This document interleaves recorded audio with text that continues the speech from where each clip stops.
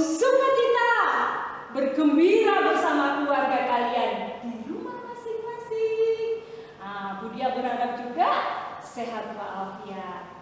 Kalau kalian tetap ada di rumah, beraktivitas di rumah, bahkan kita ibadah di rumah, itu semua karena anugerah Tuhan. Yuk, kita mulai ibadah kita hari ini. Tapi coba Bu Dia lihat satu persatu dulu. Pakaiannya sudah rapi? Pinter. Buku ibadahnya sudah disiapkan? Luar biasa. Oke, Alkitabnya juga disiapkan. Yuk, sama-sama kita buka ibadah kita pagi hari ini dengan doa. Tuhan Yesus, kami bersyukur karena sampai hari ini Engkau masih menyertai, memberkati setiap hidup kami.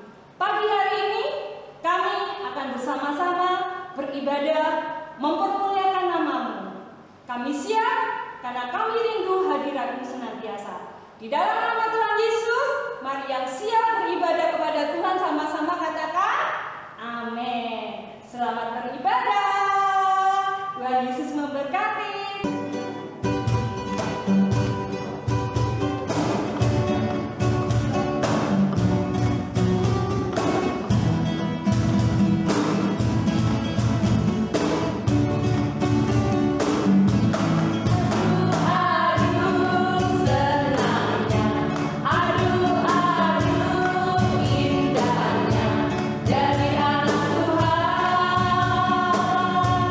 Aduh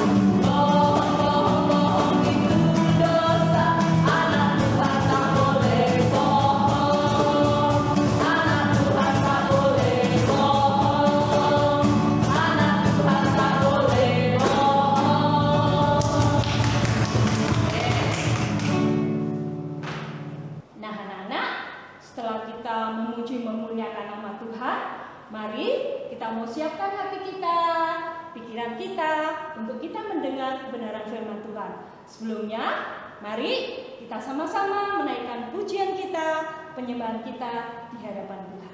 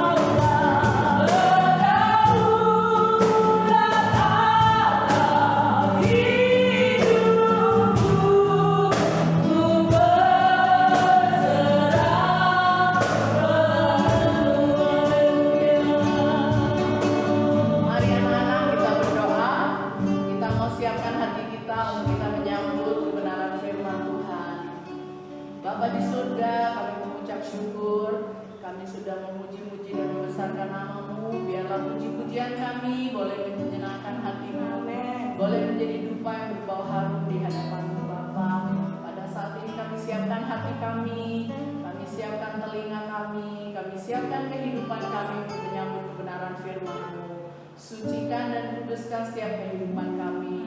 Urapi kami, urapi guru kami yang akan menyampaikan kebenaran firman-Mu.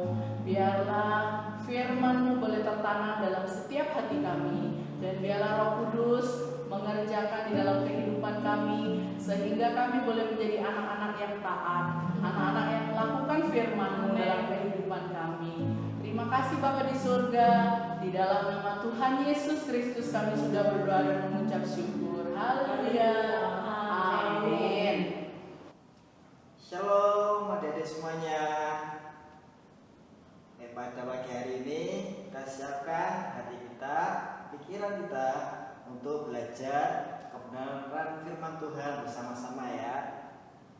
Firman Tuhan pada minggu ini bertemakan aku mau terus berlaku jujur.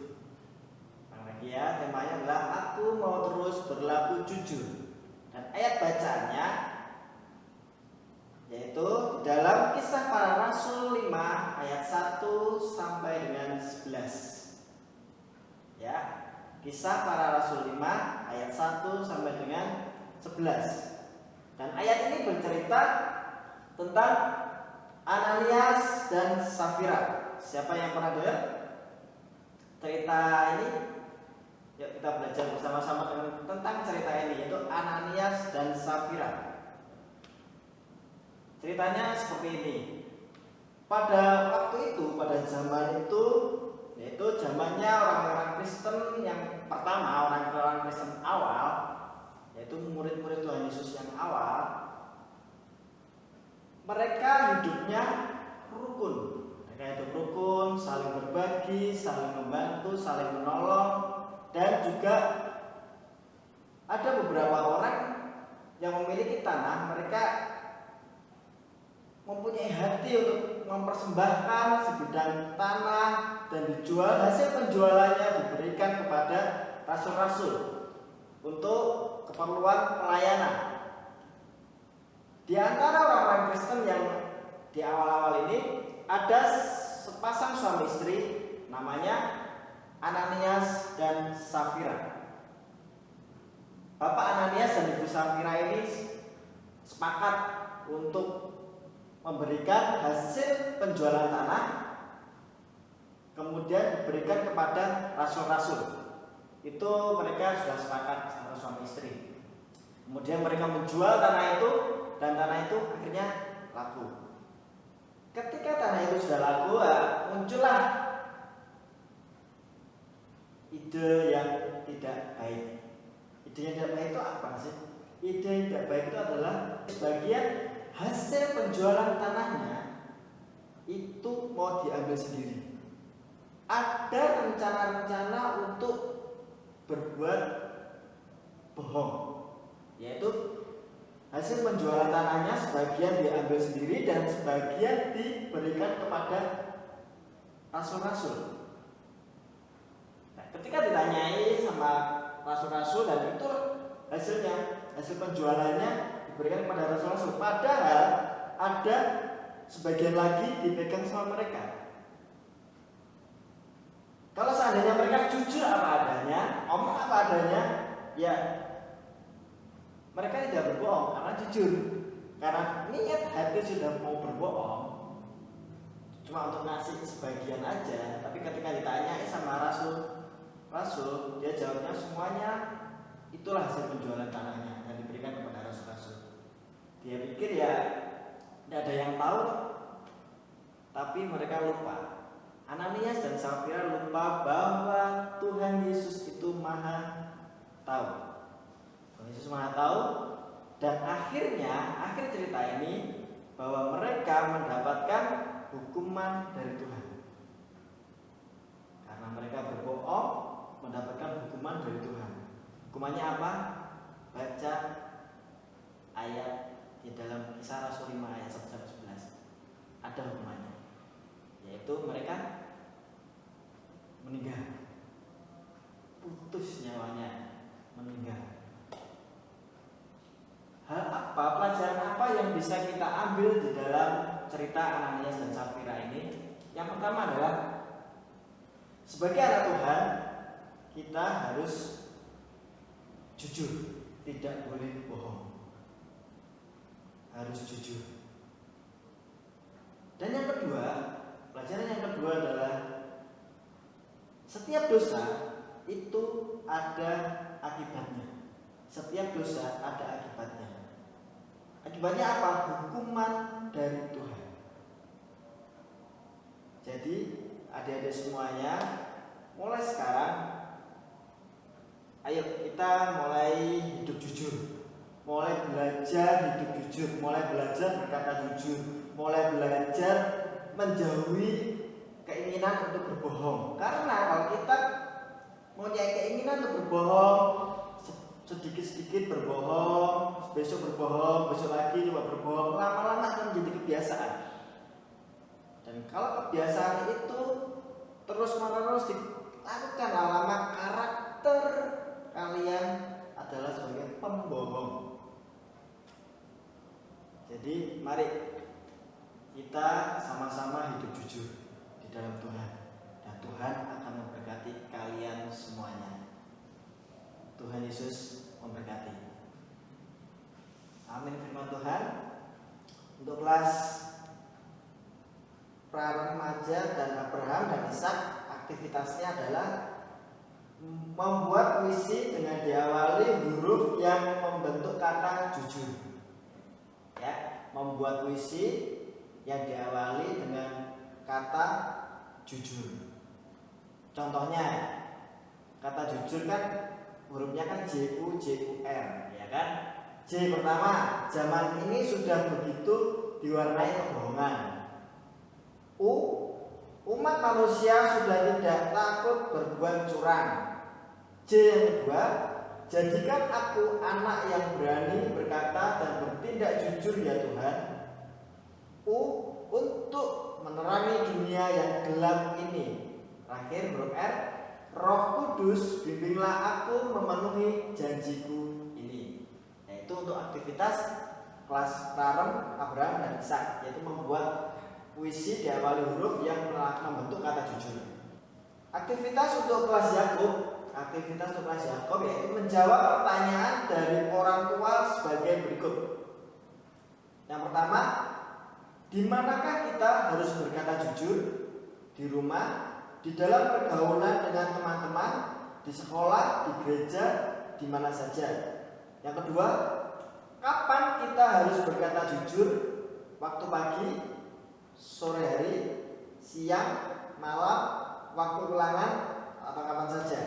Yang ketiga, kepada siapa kita harus berkata jujur? Kepada orang tua, guru, kepada teman, atau kepada siapa saja? Ya, itu soalnya. Adik-adik semua kita berdoa. Bapak kami bersyukur Tuhan buat pagi hari ini kami boleh beribadah secara online, kami boleh memuji Tuhan dan mendengarkan belajar kebenaran firman Tuhan. Ajar kami supaya kami selalu berlaku jujur. Ajar kami supaya kami tidak terpancing untuk berkata-kata bohong. Terima kasih Tuhan sudah memberkati kami. Terima kasih sudah menyertai kami, melindungi kami, anak-anak-Mu di dalam masa pandemi ini. Terima kasih buat anugerah-Mu dan penyertaan Tuhan. Bersyukur Bapa, di dalam nama Tuhan Yesus Kristus kami berdoa, haleluya, amin.